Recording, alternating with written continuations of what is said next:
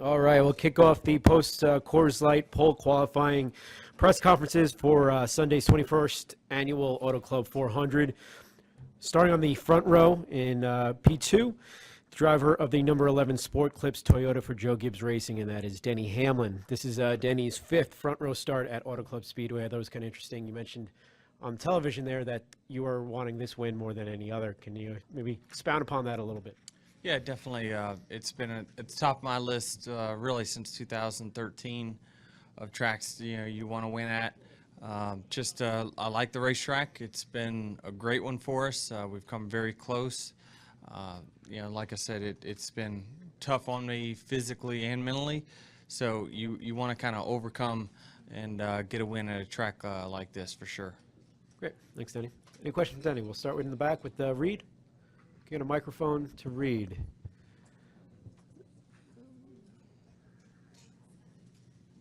Reed Spencer with NASCAR Wire Service. Denny, when you ran the 3850, did you think you had it?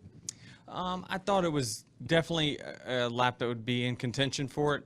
We improved our car just slightly from the previous run, and it looked like our time was slightly faster as well.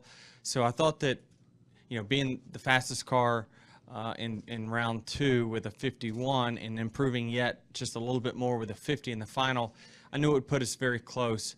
But I didn't get quite through 3 and 4 on entry as good as I needed to beat the 42. It looked like all my exits were very good, but my entries were just a little bit slow. I knew that it would be close, but running a 50, I thought we probably would have got beat. Holly? Holly Kane, NASCAR.com. Hey, Denny.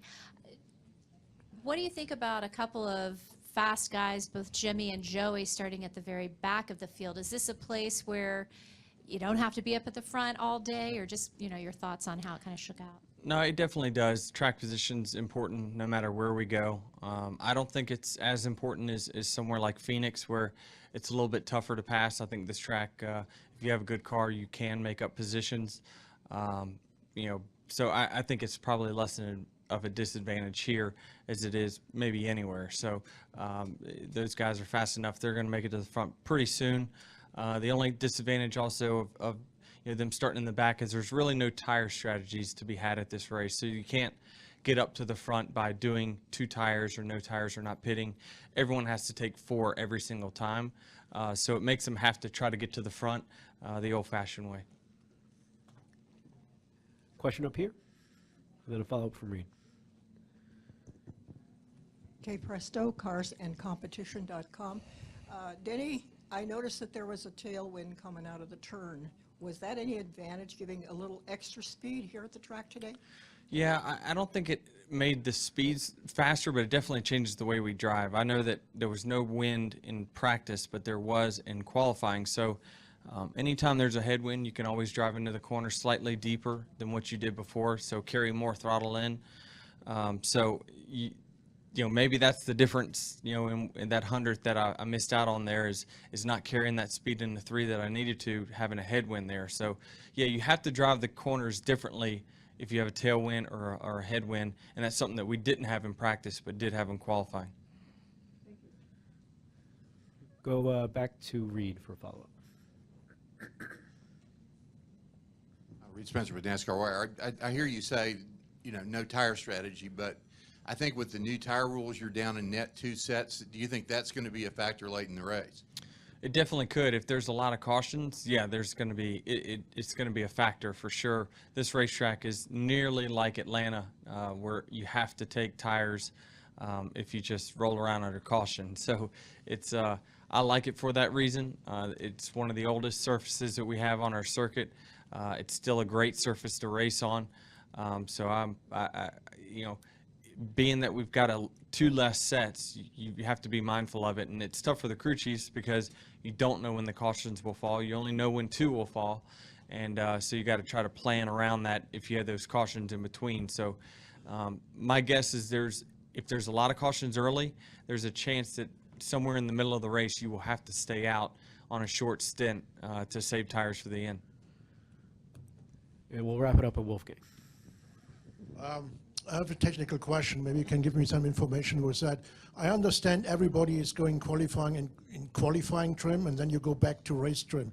Could you do in practice already a run on race trim, how the car is behaving? Yeah, some people choose to do it. So we chose today to just qualify, just practice qualifying, which gives you more sets of tires to run tomorrow during practice. So tomorrow, what we will have is one set for the early morning practice and probably 3 sets for the late practice, where the guys that chose to do race trim today, which was about 20 teams, they will only have 2 sets for the final practice. So that's the difference. That some people, if they feel like they're off and need to try to make sure that everything's fine overnight, you'll practice the race trim today to give you a better baseline for tomorrow. So we'll probably start a little bit further behind from the guys that started in race trim, but we have teammates that started in race trim, so we just take their notes, steal them, and essentially have an extra set of tires. Additional question, is it a big effort, technical effort to change qualifying trim to race trim? Yeah, it's probably a 30-minute change or so in the car. Most of it has to do with having to go up on scales and change the weights of each tire and kind of change that aspect of it. So that's the biggest time-consuming thing that we do switching over. Great. Thank you, Denny. right, Appreciate thanks. it. Good luck on Sunday.